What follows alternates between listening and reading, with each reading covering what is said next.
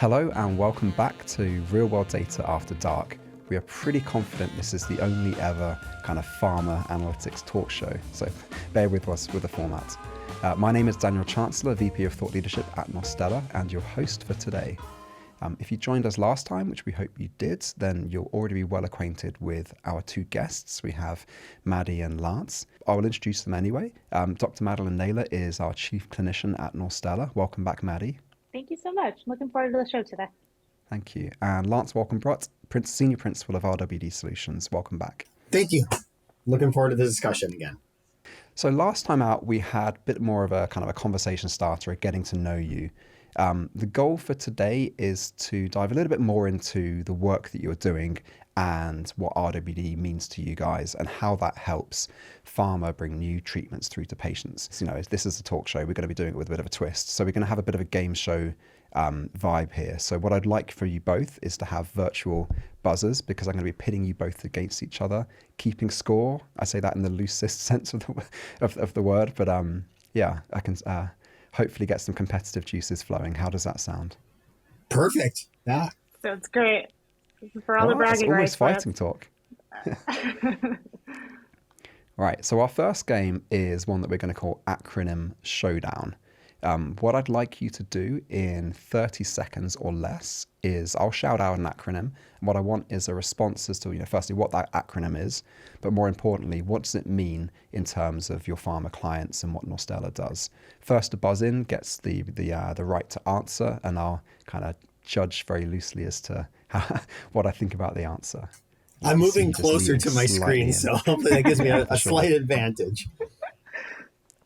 Okay, well, our first acronym is RWD. Buzz. Buzz.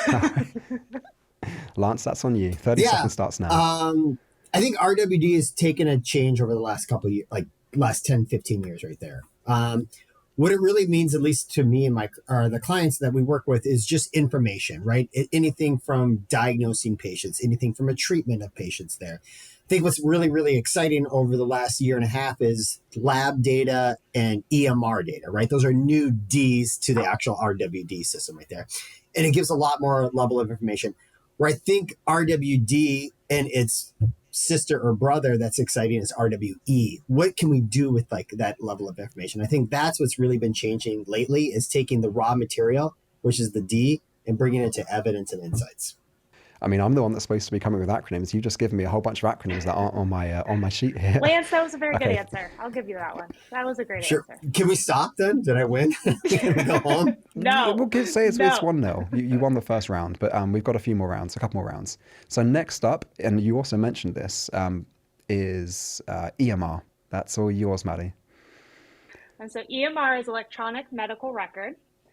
Talking about this in 30 seconds is going to be really hard because this is my world every day. So in the electronic medical records, we now have access to all of the EMR data for patients.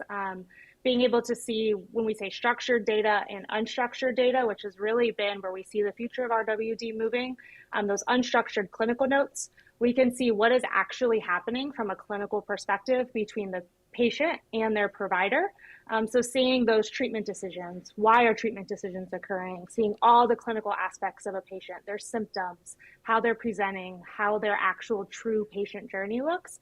So it's really changed the way that we've been able to find patients, we've been able to help our clients, we've been able to get drugs to market, really paving the way in the RWD space and how we can revolutionize the data and really get, as Lance was saying, those insights and evidence to our clients. Awesome. That's definitely a 1-1. So it comes down to the decider. Our final acronym is ROI. What does that mean to you? Buzz. Buzz. That's going to be my new catchphrase. Yeah. ROI it's a very interesting discussion, especially when we have clients at pharma. How do you measure the return on the investment right there, right? So a lot of people think about it's the monetary amount of there, right? That's one thing to really think about it. I spend X, I get Y out of that. I think what we are really seeing, especially some of the work that we're doing, especially what Dr. Naylor said, is how are we changing things right there? And investment can be, how are we, supporting our clients for them to develop new and life-saving therapies right there. That's like really the return on the investment right there. It's just not about the dollars and cents. It's about them actually getting new insights to bring therapies to market, identifying new patients right there, actually extending, potential lives out there right there. Like, I think that's really what the return on the investment is right there. And so to us, I think it's really how we can potentially change the given market, how we can support our clients, work with them, and give them like the level of insights they need to get to that next step in their journey. Yeah, very well said. We had one client who told us that being a part of our data and our programs was the most impactful thing that they have ever experienced working at that pharmaceutical company. And it's one of the large pharmaceutical companies in the industry. So to be able to hear that, these pharmaceutical companies do a lot of initiatives. They bring a lot of life-saving drugs to the market, but knowing our data was the most impactful thing that they've experienced, knowing that our team, the excellent team we have behind the data, helped do that and help bring that to life. I mean, that's the ROI that, as the chief clinician, that I always look to measure is how many lives can we really save and how can we help people every day.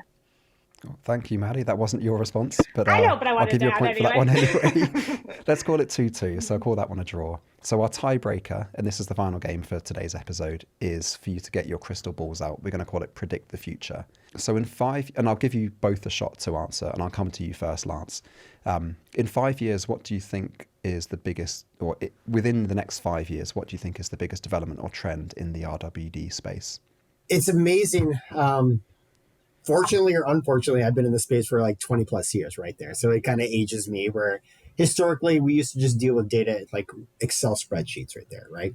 What I think is really changing and evolving in the market is how we're using large language models right there, right? So data in and of itself is just, it's easy to access right there. I'll just say that, right? There's claims data. You can get like who took a drug, what types of patients that a physician see, et cetera, like that.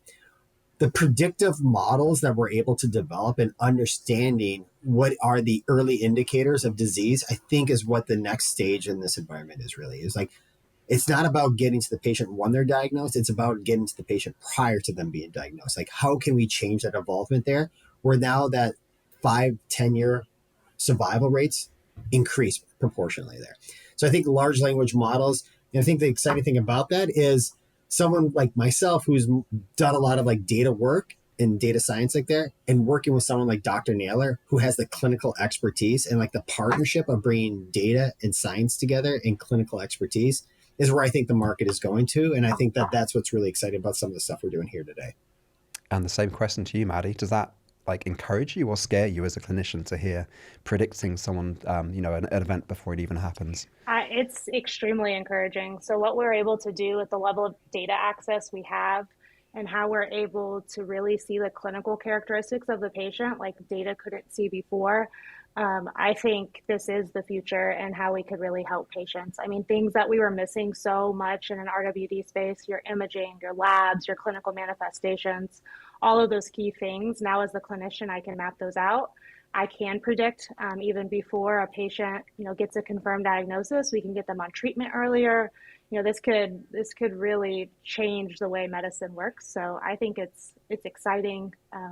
To get me to come from patient care into the data space, it was a big change and a big move for me, but knowing how much we are can really just change the way of how patients get treatment. It's really exciting. I'm excited to see where we are in 5 years from today. Yeah. And although I know this is a competitive game, to be honest, like we work really close together, and there are times where we're working on things and we can geek out and nerd out and like, have you thought about this before? And I'm like, no, how do we do that? And partnering with someone like Dr. Naylor, like, I think like it just makes things exciting. And if you would have asked us even 18 months ago, like I was like, these things can't be done, but it's the market is changing and the world that we work in is changing there. So even though we're competitive on this game right here, like we work really, really close together.